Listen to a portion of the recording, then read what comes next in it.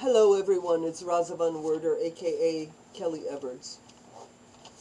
Talking about, I'm going to go one by one. The last episode I talked about my brother and another member in the family household torturing my teddy bear, how sadistic they were. These are things I wouldn't conceive of, I would never do, wouldn't occur to me to do something so malicious. This is not mischievous, this is evil. This is malicious. Well, anyway, here's some of the things I thought of that I am going to, I gave a list, I began giving a list of things I'm going to cover in my biography. And this is just in the last 2 days. There will be hundreds and hundreds of episodes because I'm basically covering my childhood now, my youth. I will be covering my adult life. I will be covering my cougar life in the last 10 years. I will be covering my books. I will be covering my accomplishments. I will be covering my dancing, when I was a dancer, and all the places I worked and all the things that happened in the places where I worked as a dancer. Okay, here's some other episodes I just thought of in the last 2 days that I want to talk about. They follow me to California. Why couldn't they leave me alone? 33. I was reliving the grief I experienced from my dad's rejection and abandonment every time I was in a relationship with a male. I went through severe post-traumatic stress disorder. Same as I went with Dad when he left me, abandoned me, and it was truncated. The relationship with him, which was the most loving relationship I had ever known, was suddenly truncated at the age of 10, and I went through a severe trauma because I loved him so much. And children sometimes do really love one of their parents, and when one or both, and when the parents break up, they lose one of their parents. They go through terrible trauma. 35. Mom helps my brother to beat me up without knowing what we were fighting about. One time, she sees me, through the window in the house, and he jumped me and began to beat me for some silly nonsense. She sees it. She doesn't come and say what's going on or stop fighting. She jumps in.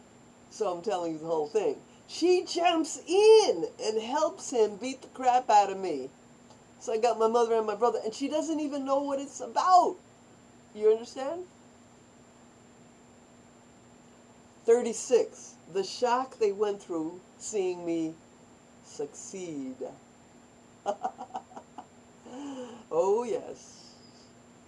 I'm the one they said was, everything bad.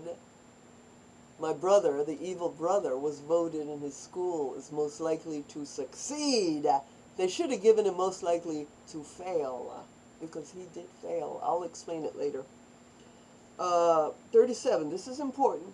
The tools they gave me to succeed, how even my pain and fear that I wasn't good enough made me prove myself, helped me fulfill my mission for God by proving myself in facing obstacles and adversity and winning. 38, psychological murder. This is important. 39, my mom's reaction when I tried to cook. I tried to make a lemon meringue pie while she was asleep to please her. And her reaction was, when she got up, because I didn't do it right, was to beat me up.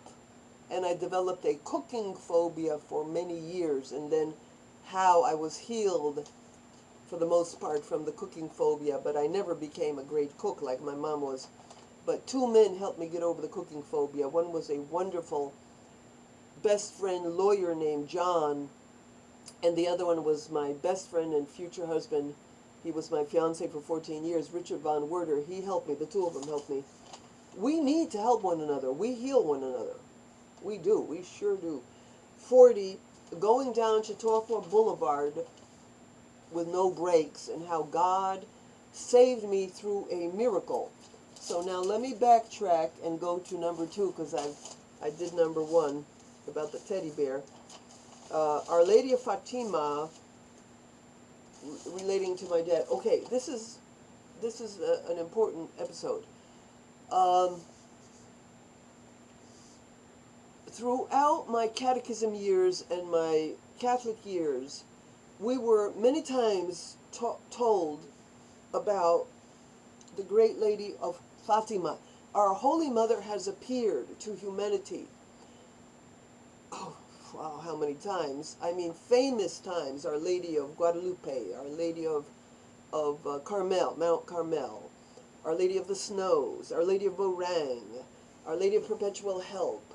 I have it on my website. Please take a look at my website, Woman Thou Art God. There is a whole section, big section, of the appearances of our Holy Mother. Our Holy Mother appeared again and again and again to save the world from war, from disasters, and to prevent disasters, and to end wars. The Holy Lady appeared to 3 little children in Fatima, Portugal. Lucia was the main character who saw her, and her little sister and her brother were there as well, and they participated in this. Eventually, in 1978, I was, and this was a miracle time, and I really should, well, I'll start it now, and I will give more about it in the next episode. I just don't even know how I was chosen, but I guess I do know how I was chosen. Oh, here we go. Wait. Here we go. This is Our Lady of Fatima. And on the back is a vision and directive. I'm going to put my glasses on again to read it. June 11, 1978. As I was the name of this is Vision and Directive from the Immaculate Heart. June 11, 1978, I'm in Washington, D.C. I was at the Plaza Theater. My girlfriend, Betty Jane, also had arranged it. It was her idea. She saw me on TV, AM Washington, when I was promoting female bodybuilding, but I talked about God constantly. She called me up and she said, "You are a saint and I am your disciple." She was a stripteaser. She arranged a job for me at the Plaza Theater. I was desperate for work because jobs were few and far between. I got well paid, but I didn't have jobs every week. I was lucky if I worked 1 week a month, 1 week every 2 months, and I lived off of that. She also got a permit to preach in Lafayette Park in front of the White House. All of this, by the way, is documented on my site, Kelly Everett's site. Please take a look at the vision of Our Lady of Fatima preaching in front of the White House on the Kelly Everett site. So I am in Washington. I am working at the Plaza Theater, and I have this vision. And she and I prayed every day together. She used to be a nun, by the way. One time she ran away when she got a vision of the devil, and the devil scared the daylights out of her, and she jumped out of a window from the first floor and ran away from the convent in Philadelphia, and eventually became an adult trade worker and a dancer and a model and a columnist in men's magazines. Here is the vision that I had while I was with her. As I was about to fall asleep but still awake, I saw the heart of the Blessed Virgin Mary. It was enveloped in a brilliant white light. And the heart was in the light, the white light like a cloud of moving light. Our Blessed Mother was to the left, presenting me the heart. She said, "I want you to show my Immaculate Heart to the whole world." Suddenly the cloud of white light moved more quickly. I saw a large brown cross in the sky, my cross. The cross I must carry and be crucified on, my work for God. The white light went to earth and formed a pool of water on the ground. The water also looked like milk. The brown cross went into the water, was dipped in the water, and came back up. Now, I'm going to analyze this at another time. I need to think about it more. I've never fully, completely analyzed this vision, but it sounds to me like it's saying that I carry my cross, I come to earth, I'm crucified, and I go back to heaven.